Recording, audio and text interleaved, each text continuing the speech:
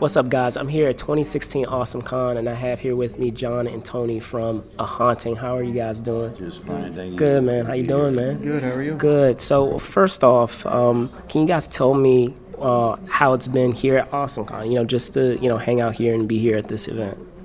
Well, actually, I got here a little bit early. Okay. Because I had gone and done a little bit of research on the website. Sure. And seen that there was a lot of people here that I wanted to meet. Oh, okay. So I got here a little bit early. I got to meet Adam West, the original Batman. Nice. Right after that, I got a phone call, said I had to come down for the press conference, and I plan on coming back tomorrow because there's still a lot more that I wanted to do. I've had a great time. Okay, Tony? Well, I sort of feel like who's in the cage, them or us, because they came to see me in my cage. I'm looking at it and said, I'd rather see you. All these fantastic people in their fantastic costumes. A lot of fun. Right, awesome. So moving on to the show, there are so many films out there these days that deal with that subject matter of paranormal and things of that nature.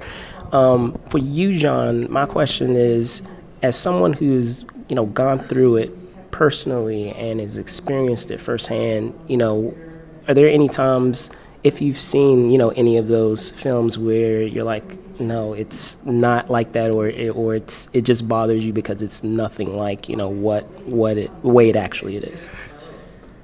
Can I use real names of the movies? Go for it. Okay, in the Exorcist movies, Okay.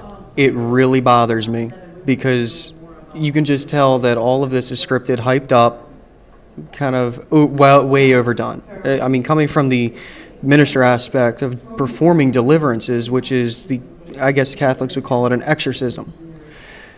Yes, there are things that can happen. There are cases of levitation, eyes changing colors and stuff like that, but I've never had an incident with some projectile vomiting or heads spinning around in a 360. Okay. And Tony, have there been experiences like that?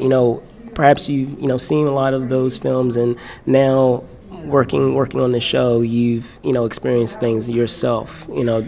I've had several strange experiences, mostly with other people, but something that happened is that I had no real belief in life after death or spirits, and a researcher, I forget his name, recommended that I read a book, and I recommend it to anybody who's interested, and it's called Many Lives, Many Masters by Dr. Brian Weiss. He was a psychiatrist who had no use for these things and became convinced through a patient that there is life after death, that the spirit goes on, that there is a life somewhere beyond life, and that we keep coming back. We keep coming back, always moving towards a more perfect existence. It absolutely convinced me beyond a shadow of a doubt that the things that you experienced are true. The idea that a spirit can improve, become more perfect, which is everybody's goal.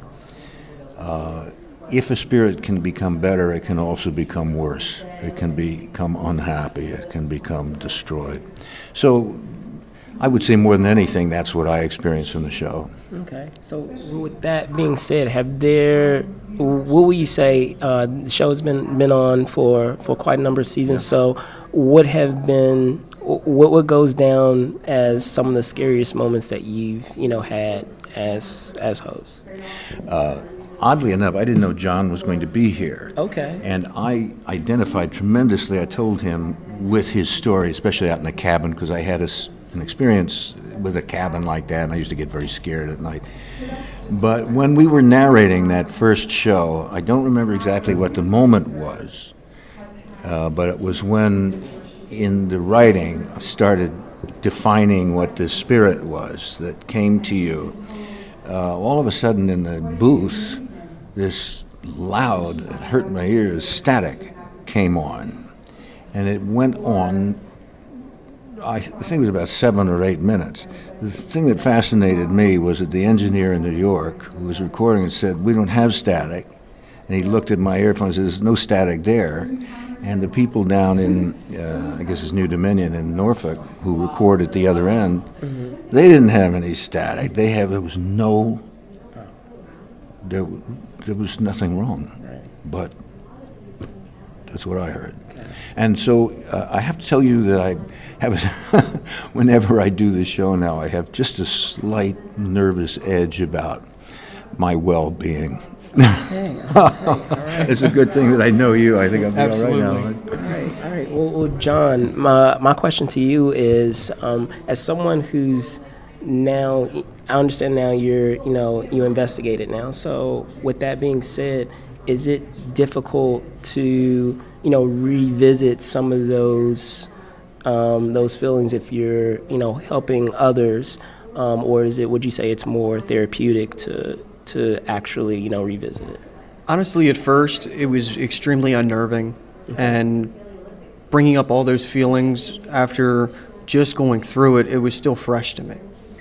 But after a while, I stopped looking at it like I'm going to do this to help somebody and that's going to be the end of it, to I need to help this person. God is commanding me to do it, and I need to do it. It's very therapeutic for me now, knowing that how far I've come from where I was to be able to go in and see somebody in that same exact situation and know how far they can go. It's extremely therapeutic.